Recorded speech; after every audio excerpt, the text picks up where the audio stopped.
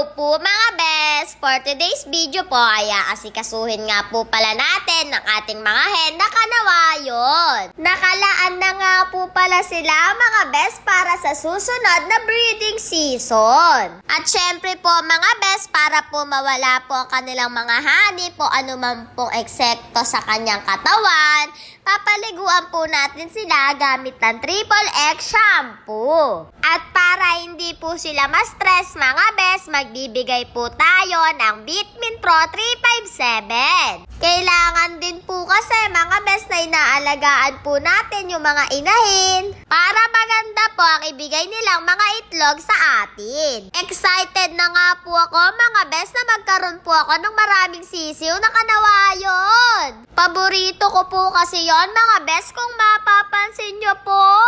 Para po mga best, eto nga po pala ang ginawa ni Daddy ngayong araw. Let's go!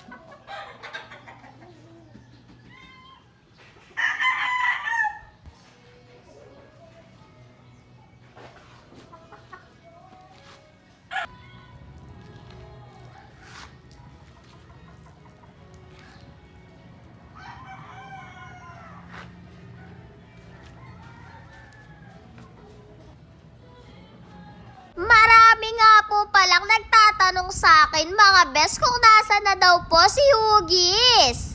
Eto na nga po siya mga best at kasabay na po siya liliguan at bibigyan ng vitamins. Kasama po ang unang anak niya na si Huggies Jr. Nakakatuwa nga po ang palong ni Huggies Jr. mga best. Ano po kaya ang tawag doon?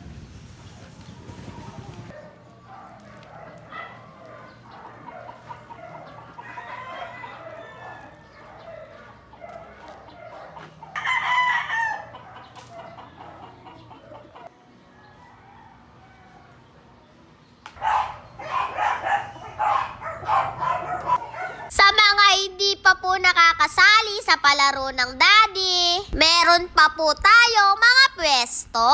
Kaya PM lang po kayo sa ating mga page. Hanggang sa muli ang inyong munting handler. Thank you po!